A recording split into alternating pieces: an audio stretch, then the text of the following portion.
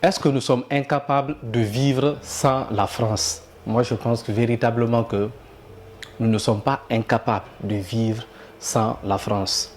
Et un pays de l'Afrique vient de démontrer cela. En l'espace de 2 ans, ils ont réussi à vivre avec leur propre économie.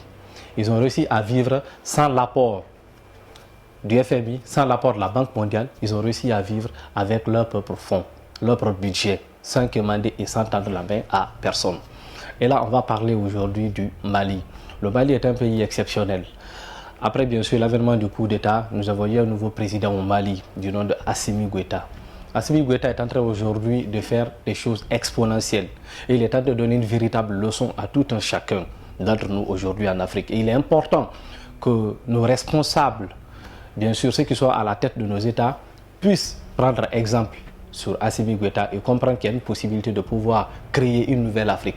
Cette Afrique qui n'est pas dépendante, cette Afrique qui ne compte pas sur l'argent de la Banque mondiale ou du FMI pour pouvoir se développer. Cette Afrique qui compte uniquement que sur son propre budget, sur son propre fonds, afin de pouvoir construire ses infrastructures, se développer sans forcément tendre la main aux autres. 2 ans jour pour jour aujourd'hui que Assimi Goïta fonctionne avec son propre budget. La France n'est plus là. France 24 ne passe plus pour diffuser les informations. Le FMI ne leur donne plus de l'argent. La Banque mondiale ne les subventionne plus. Et mieux encore, les entreprises étrangères ne sont plus présentes. Ils ont tous plié bagages. Donc ils sont en train de fonctionner avec leur propre budget. Et moi, je pense que cela est en train de nous donner une véritable leçon, nous, en tant que fils et filles d'Afrique, de comprendre que la question de dépendance africaine est basée sur le manque de volonté politique et économique de nos États. Si aujourd'hui nous ne prenons pas une décision assez capitale de comprendre que nous devrons commencer à investir beaucoup mieux dans le secteur privé, nous devons commencer à investir aujourd'hui sur nos entrepreneurs locaux, nous devrons commencer à être des incubateurs pour les jeunes qui ont des start-up. Si on ne comprend pas cette relève-là, on va toujours continuer de dépendre des gens. Et pour finir avec ça, il y a 3 éléments essentiels que nous devrons retenir et qui restent en tout cas une véritable leçon qu'Assimi Goïta nous donne. C'est quoi? C'est qu'en première position, il nous faut d'abord une volonté politique. En deuxième position, il faut investir sur le privé. Il faut croire aux entrepreneurs locaux, il faut croire à la main-d'œuvre africaine. Et ça, c'est véritablement important. Donc, pour tous ceux qui sont à la tête, pour tous ceux qui sont à la tête de nos États, pour tous ceux qui dirigent des entreprises, pour tous ceux qui ont des opportunités de pouvoir ouvrir des portes, vous devrez faire confiance à la jeunesse africaine.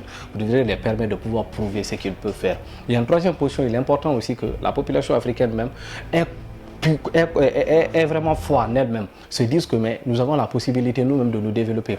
On n'a pas besoin de l'apport de qui que ce soit pour pouvoir le faire.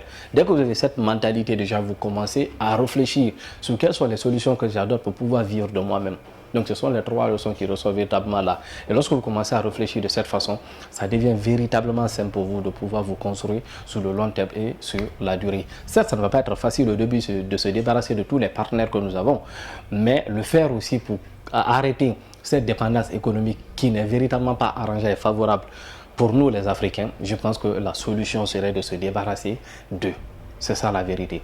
Donc ce qu'il faut comprendre aujourd'hui, c'est que l'Afrique a besoin d'une délivrance totale. Et cette délivrance va commencer d'abord à votre niveau, vous les jeunes Africains, vous prenant en charge votre avenir et votre destinée, en commençant à travailler pour vos projets et pour vos ambitions.